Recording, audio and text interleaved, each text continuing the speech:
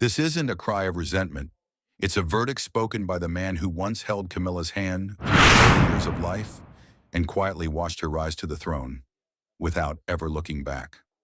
Andrew Parker Bowles stayed silent for 30 years. 30 years of being a shadow in a love story the world hailed as timeless. But now he's silent no more. No shouting, no anger, no need to hurt anyone. Just cold, unflinching truths about Camilla, truths that shook the entire United Kingdom. While the public celebrated a love that defied all odds, he recounts what was left behind closed doors, where there were no camera flashes, no royal fanfare. Only those who were left behind, and children who never got a choice. What really happened behind that marriage, and what did Camilla sacrifice? And who did she step over to make her dream of becoming queen come true? Winter 2024 cloaked London in a thick fog, the biting cold seeping through its ancient streets. But in a quiet corner of Wiltshire, a fire was kindling not from the crackling hearth in a modest drawing room, but from the sharp, deliberate words of Andrew Parker Bowles, Queen Camilla's first husband. In the stillness, with only the howl of wind outside and the dim glow of a lamp casting shadows on his weathered face, Andrew faced the camera. His eyes, etched with time, gleamed with the resolve of a former cavalry officer who had faced death on the battlefield and carried invisible scars from a different war, one fought in the heart and honor of his own home. After 30 years of silence, he chose to speak, and his revelations didn't just rattle Buckingham Palace. They threatened to tear apart the glossy facade of the royal love story between Camilla and King Charles III. It's time the truth came out. Andrew began, his voice low, like distant thunder, each word heavy as if carved from stone. I'm not speaking to seek revenge or to ruin anyone's happiness, but I can't let history be written with lies. They say Charles was the interloper, the one who destroyed our marriage. They're wrong. Camilla? She chose the path to the throne, and on that path she left our family as if we never existed. Those words landed like a slow-burning bomb detonating at the heart of the great love story the public had revered for decades. It wasn't just an accusation, it was a challenge, a declaration that the perfect portrait of Camilla and Charles, painted with glowing headlines and romantic documentaries, was a veneer hiding ruthless calculations. Within hours, major newsrooms, The Times, The Guardian, The Sun exploded with sensational headlines. Andrew Parker Bowles accuses Camilla ambition for throne, destroyed love, royal secret exposed, Camilla the ruthless opportunist. On social media, millions joined the fray. Was Camilla truly the woman who loved Charles against all odds, or a cold strategist willing to sacrifice everything for a crown? At Buckingham Palace, the air turned to ice. Royal advisors, accustomed to managing scandals with polished smiles and carefully worded statements, slipped into silent panic. In oak-paneled rooms under glittering chandeliers, hushed meetings stretched late into the night, voices tense with urgency. We have to quash this immediately, a senior advisor declared, clutching a teacup as if it were a lifeline. If the public buys Parker Bowles' story, the Queen's image will crumble. A plan was hatched: send a top media strategist to Wiltshire, armed with promises of support and subtle hints of consequences should Andrew refuse to retract. The chosen emissary was Sir Edward Langley, a seasoned PR expert with a silky smile and razor-sharp eyes who had doused many a royal scandal. He entered Andrew's drawing room with the confidence of a man used to winning a teacup in hand but unease in his gaze. Sir Langley began, his voice smooth as silk. If you go public, this story will destroy everything. We propose. 30 years, Andrew interrupted, each word chiseled from granite, cutting Langley off mid-sentence. Dressed in a worn gray suit but exuding the dignity of a gentleman, he fixed Langley with a stare. His eyes weren't angry but cold enough to drop the room's temperature. I've stayed silent for 30 years, letting you write history as you pleased. I let Camilla become a queen in the world's eyes, let Charles become the hero of a love story. But that's not the truth. Now it's my turn to speak. No wasted words, no room for negotiation. The door closed behind Langley, who left carrying the rare sting of defeat. Andrew's statement wasn't just a declaration of war. It was a vow to unearth buried secrets, reopen unhealed wounds, and reveal a family torn apart by the ruthless game Camilla played. Camilla, once the center of Andrew's world, had become a stranger willing to trample her husband's and children's hearts to chase a crown. But what really happened in the silent rooms of that home? How did Camilla dismantle her family, and how far did her ambition drive her to abandon everything for the throne? Let's rewind to the 1970s when Britain was swept up in lavish aristocratic parties, fiery polo matches, and adrenaline-fueled fox hunts. In the golden sunlight of Gloucestershire, Andrew Parker Bowles and Camilla Shand were the envy of all. They were the golden couple of high society gracing the covers of Tatler arm in arm at glittering galas or striding confidently at hunts. Camilla, with her golden hair, warm smile, and sharp knowing eyes, embodied natural charm, both approachable and enigmatic. Andrew, tall and dashing with the commanding presence of a cavalry officer, was the dream of many an aristocratic debutante. They were the perfect pair, a love story the elite believed was fated. But beneath the glamour, cracks were forming like fissures in delicate glass, ready to shatter under pressure. In his 2025 interview, Andrew recalled with a mix of nostalgia and pain, "Camilla was once the woman who made me believe love could conquer anything. But I was wrong. She didn't love me nor our children. She loved power and the crown she believed she could claim." The truth was, Camilla had a brief but intense romance with Prince Charles in 1971 before becoming Mrs. Parker Bowles. They met through mutual friends at a polo match in Windsor, but royal barriers snuffed out their affair. Charles joined the Royal Navy, and Camilla, deemed not noble enough, was unsuitable to be Princess of Wales. Faced with a closed door, Camilla returned to Andrew, her former lover and a steady cavalry officer.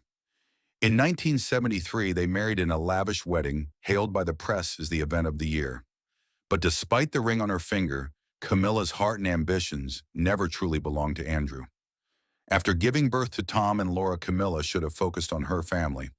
Instead, she maintained a covert relationship with Charles, neglecting her duties as a mother.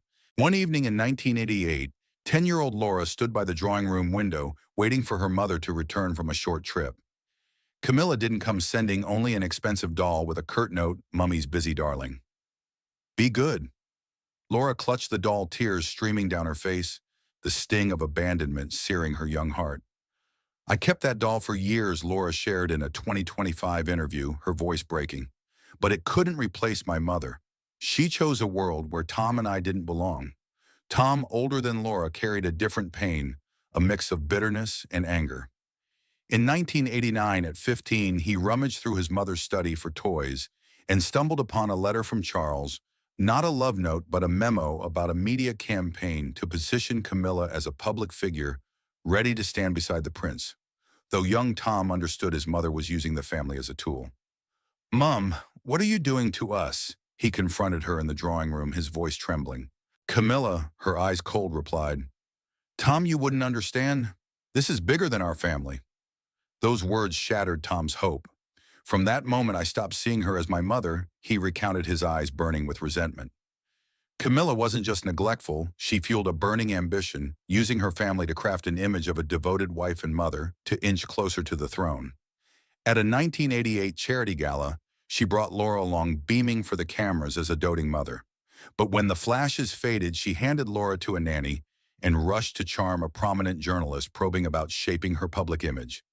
Andrew, watching from afar, realized she was using Laura as a prop to build her family woman persona. She wasn't just a guest, Mary Compton, a family friend, recalled in an interview. "At Highgrove, she acted like the hostess, telling me, 'Mary, one day, people will see I'm the right one for Charles.'" I was stunned. That wasn't the Camilla I knew. Andrew wasn't just grappling with his children's pain. He faced a challenge from Princess Anne, his former flame from the 1970s and still a close friend. One autumn evening in 1989, in a dimly lit Gloucestershire pub, the glow of oil lamps illuminated weathered wooden walls. Anne, with her signature resolve and piercing gaze, pulled Andrew into a quiet corner where the drunken laughter of other patrons couldn't dispel the tension between them. "Andrew, are you blind?" Anne began, her voice low but cutting, her hands gripping her wine glass as if to restrain her anger. "Camilla doesn't just love Charles, she craves the crown. She parades with you and the children at public events, smiling like the perfect wife and mother, so the papers call her a family woman. But I've seen her at Highgrove orchestrating meetings like a queen, Cozying up to PR advisors to craft her image for the day, Diana's pushed aside. She's using Tom and Laura as pawns in a power game. You have to stop this, Andrew, before she destroys everything. Andrew, clutching his pint, felt a surge of anger like a wind-fueled flame. Each of Anne's words stabbed at the faith he'd clung to for years, that Camilla, despite her mistakes, still loved him and their children. Anne, you don't understand, he snapped, his knuckles whitening around the glass. Camilla's my wife. She may have strayed, but I believe she still loves us. I can fix this family, I have to. His words were not just defiance, but a desperate plea, as if convincing himself that love still lived in Camilla's heart. Anne shook her head, her eyes a mix of disappointment and pity. You're deluding yourself, Andrew, she said, her voice cold but trembling with concern. Camilla isn't the woman you loved. I've seen her among advisors talking about the future of the monarchy, as if she's already part of it. She doesn't just want Charles, she wants the throne, and she'll step over you, Tom and Laura, to get it. If you don't face the truth, your family will fall apart. She set her glass down, the clink against the wood a final warning. Andrew shot to his feet, the wooden chair scraping the floor, his eyes blazing with fury but clouded with doubt. You have no right to judge my wife, he roared, his voice echoing in the pub's corner, drawing a few curious glances. But deep in his heart, Anne's words planted a seed of doubt, a crack in the wall of trust he'd built around Camilla. The argument ended in stifling silence as Andrew stormed out into Gloucestershire's chill, carrying anger and unresolved pain. The scars Camilla left on Tom and Laura and Anne's unheeded warning were omens of a storm brewing, a storm that would soon expose Camilla's betrayal, thrusting the Parker Bowles family into public humiliation. The 1993 Camillagate scandal, when leaked tapes of intimate conversations between Charles and Camilla surfaced, rocked Britain, sparking public outrage and humiliating Princess Diana before the world. The press branded it a stain on the crown, and from London pubs to Yorkshire villages, people buzzed about the prince's betrayal. But the tragedy didn't end at the palace or in newsprint. It sparked an unexpected clash between two children, 15-year-old Laura Parker Bowles and 11-year-old Prince William, innocent victims of adult ambition in a fateful moment at a London charity event. In early 1993, Andrew brought Laura to the charity gala, hoping to distract her from the pain of her mother's absence. Meanwhile, Diana, with her compassionate heart, brought William to teach him about kindness. William, raised by Diana to be wise beyond his years, was usually polite and gentle. But the scandal had ignited a fire of anger in him, a deep resentment over his mother's public humiliation. Laura, carrying the wounds of Camilla's neglect, arrived with a heavy heart, seeking solace in the festive atmosphere. In a quiet corner of the banquet hall, Laura accidentally crossed paths with William. The usually composed boy erupted when he recognized her as Camilla's daughter. Your mother is why my mum's suffering, he shouted, his voice trembling with rage, his eyes red with a fury rare for an 11-year-old. Do you know how many nights my mum's cried because of your mother? She's a homewrecker. Laura, stunned by the attack, felt her heart tear open. The pain of Camilla's abandonment surged and tears spilled down her cheeks. I didn't choose for my mum to do that, she screamed back, her voice breaking. You think I'm not hurting? My mum doesn't want me or Tom. We're both victims. William, the brief but intense clash left both children trembling, their young hearts caught in the vortex of betrayal and pain left by the adults. Diana, with a mother's intuition, sensed the tension from across the room and swiftly pulled William aside. Kneeling before her son, she spoke gently but firmly. William, I know you're hurting, but Laura isn't her mother. You can't let anger hurt someone who's innocent. William, still shaking with rage, looked into his mother's eyes where strength and forgiveness shone despite her own pain. You're right, Mum, he whispered, regret slowly replacing his anger. Later, William sought out Laura, standing before her with downcast eyes, and said, I'm sorry, Laura. I shouldn't have said those things. Laura, still aching, sensed the sincerity in his apology. I'll never forget that moment, Laura recalled in 2025, her voice soft. William was just a kid, but he had a kindness my mother never did. I knew it was because of Diana. The clash between William and Laura wasn't just a burst of broken hearts, it was a reminder that the scandal scarred not only adults, but innocent children. William's apology, guided by Diana's compassion, planted a small seed of hope in Laura's heart. But it also sparked another act by Diana, a gesture of kindness that would soon lead to a fateful meeting with Andrew to mend the wounds their children endured. In late 1993, after the Camilla Gate scandal shook Britain, Princess Diana, with her boundless compassion, resolved to make a heartfelt gesture to ease the pain borne by the children. Knowing William had lashed out at Laura in childish anger at the charity event, Diana penned a letter to Andrew Parker Bowles. In her elegant, heartfelt script, she wrote, "Dear Mr. Parker Bowles, I am deeply sorry for the words William spoke to Laura. Our children are innocent, and they don't deserve to bear the consequences of adult actions. I'd like to meet you to offer my apology in person and to share our responsibility as parents to shield our children from these wounds." The meeting was arranged at a quaint Kensington tea shop where soft golden light from lanterns glowed on floral walls, creating a warm space that couldn't fully dispel the sorrow in Diana's eyes. Andrew entered the tea shop with a heavy heart still scarred from years in the shadow of Camilla's ambition. Seeing Diana in an elegant blue coat but with weary eyes, he felt an unexpected kinship, as if fate had bound them through shared tragedy. "Andrew, I'm so sorry about William."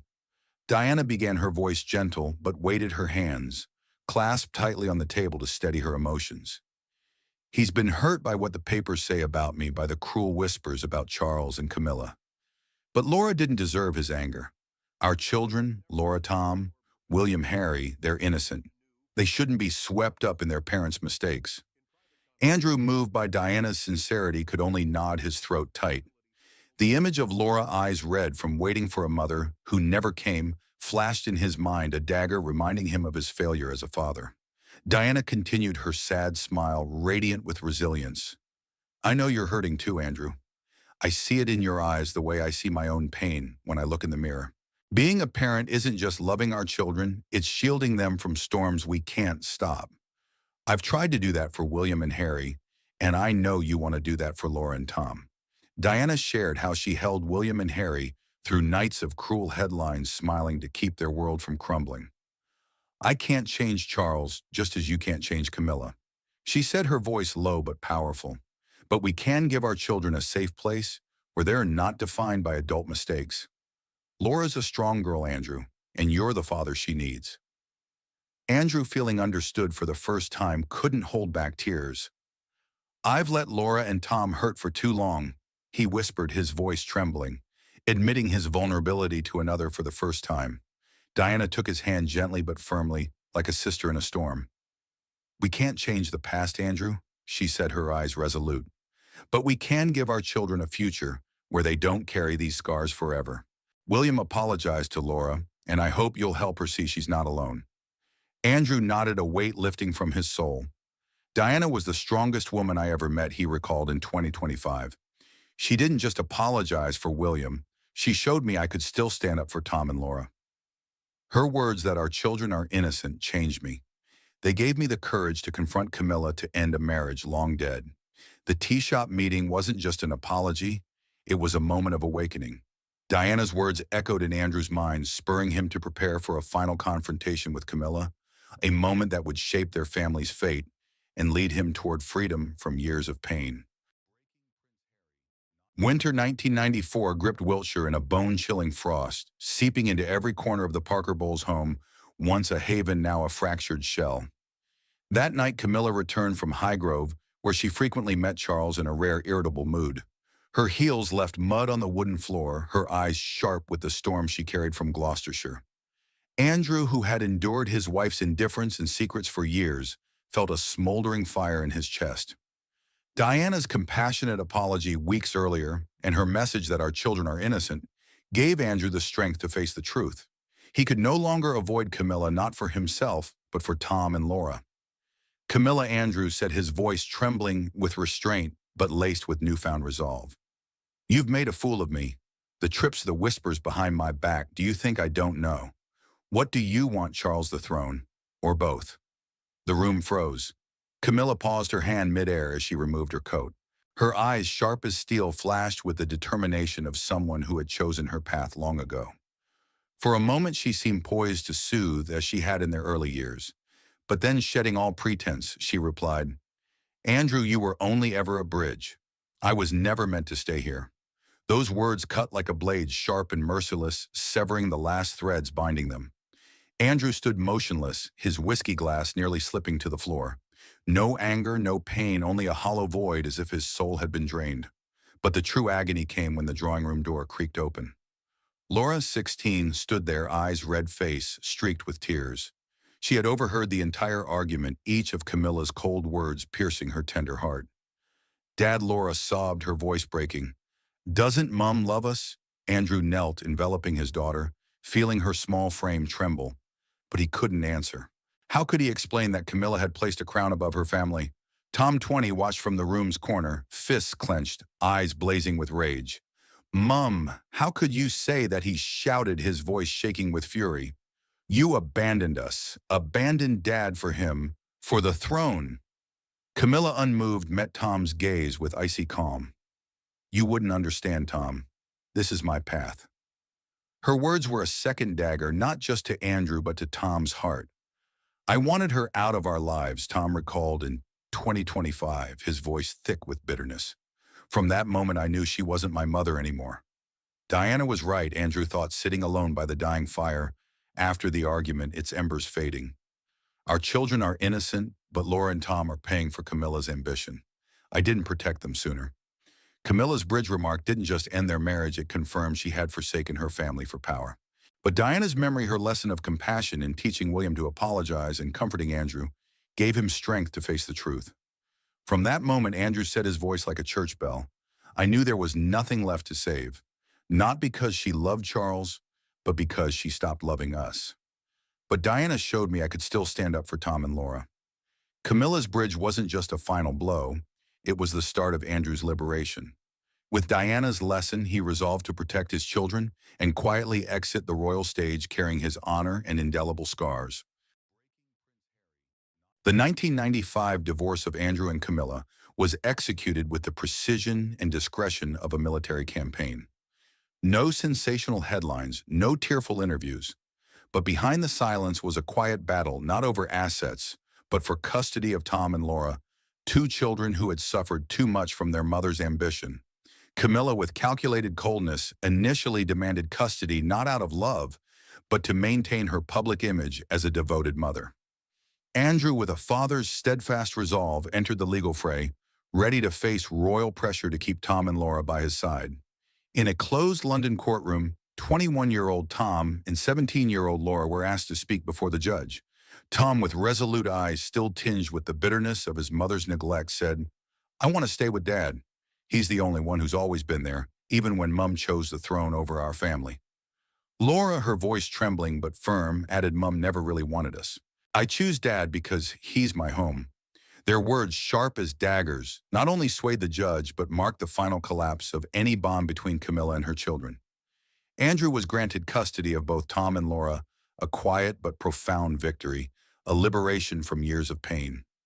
"I didn't want Tom and Laura to become scandal fodder," Andrew said in 2025, his eyes softening at the mention of his children. "Camilla chose her path, but I didn't want my children to pay anymore. Custody wasn't just a legal ruling, it was my promise to never let them hurt like before." Post-divorce, Andrew retreated from high society's glare, embracing a simple life he never imagined. He remarried Rosemary Pittman, an old friend with a gentle smile and genuine heart, who brought him the peace he'd long lost. They lived on a small Wiltshire farm where green fields and the sound of hooves replaced the clamor of royal galas. Andrew tended horses, played with his grandchildren, and savored quiet afternoons with tea and old books, finding joy in stillness. "Princess Diana told me forgiveness is strength," he said, his voice soft but sure. "I learned that not to erase the past, but to live on for Tom and Laura." A poignant moment came at Charles and Camilla's April 2005 wedding. Andrew sat quietly in the third row in a tailored but understated suit, a gesture to keep family peace and please his children. As Camilla walked in her wedding gown, her eyes scanned the crowd, and for a fleeting moment, they met Andrew's.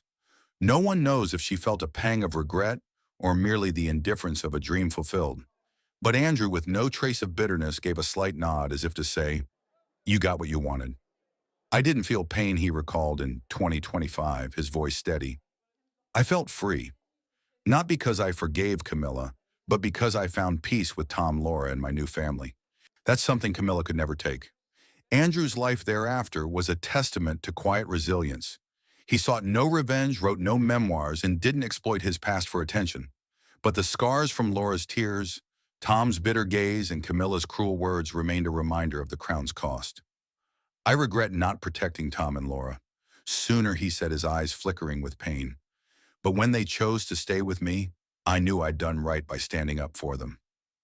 That's why I'm telling this story, not to destroy, but so the next generation, like William and Kate, knows the crown always comes at the cost of broken hearts. The peace Andrew found in Wiltshire didn't erase his scars, but it grounded him for his final stage. A 2025 interview would shake the perfect portrait of the royal love story, exposing Camilla's ambition and the price his family paid, a warning for generations to come.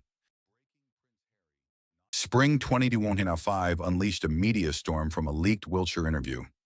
Andrew Parker Bowles, once a footnote in royal history, stood in the spotlight recounting a truth buried for 3 decades. His words, calm but cutting, shattered the perfect portrait of the love story between King Charles III and Queen Camilla, a tale once hailed as timeless love, now cast in a shadow of doubt. The interview spread like wildfire. Papers like The Times, The Guardian, and the Daily Mail ran shocking excerpts. Andrew Parker Bowles, Camilla chose throne, not family. Truth behind royal romance. On social media hashtags, Chocker, Parker Bowles Truth, and Camilla revealed dominated, drawing millions into debate. The public, once admiring Camilla, was thrust into a new perspective where ambition trumped love, and Andrew, Tom, Laura, and Diana were sacrificed on a chessboard of power. Andrew didn't attack or vilify. In a faded gray suit, his eyes thoughtful but resolute, he spoke. It wasn't Charles who drove me away. It was Camilla. She chose the throne, not us. His words sliced through the royal veneer, exposing the crown's true cost. His story wasn't just personal. In a rare moment, he looked to the next generation, Prince William and Princess Kate. I hope they understand, he said, his voice gentle but weighty, that not every crown is worn with honor. At Kensington Palace, William, now grown, read the interview transcript in a private room. No one knows his thoughts, but his actions spoke. He tucked the transcript into a drawer beneath a photo of his mother, Princess Diana. I never forgot, Laura Williams said in a 2025 speech. As an angry boy, I lashed out at her for what her mother did. But my mother Diana taught me kindness matters more than anger. Laura and I were children hurt by the same tragedy. I hope she's forgiven me. Andrew didn't hide his admiration for Diana. She was a light in the darkness, he said in the interview. When we met, she didn't just comfort me, she showed me how to stand up for those I love. Diana protected William and Harry with all her strength and selflessness. I only wish I'd been as strong to shield Tom and Laura sooner. Buckingham Palace descended into discreet panic. Advisors held closed-door meetings, scrambling to reshape the narrative, but Andrew's words ignited an unstoppable debate. The public questioned, did Camilla truly love Charles, or was she a cold strategist? Was Charles blameless in Andrew and Diana's tragedy? Andrew closed the interview with a haunting line. Camilla didn't betray me for a man. She betrayed me for a future without me. And sometimes what kills a marriage isn't fire, it's oblivion. Those words seared into the public's mind, a reminder that behind every crown lie broken hearts. Andrew's interview wasn't just a confession. It was a warning that the monarchy, however dazzling, is built on secrets and sacrifices. While Camilla wears her crown, Andrew lives quietly among horses and grandchildren. But his story, and that of Diana, Tom, Laura, and William, remains an indelible scar in British royal history. And as the spotlight shines on Camilla and Charles, the shadows of those left behind linger, a testament that truth, however long buried, will always find its way to light. How does this revelation reshape your view of Camilla's journey to the throne? And what does it reveal about the sacrifices hidden behind royal glamour? Can ambition ever justify the heartbreak left in its wake?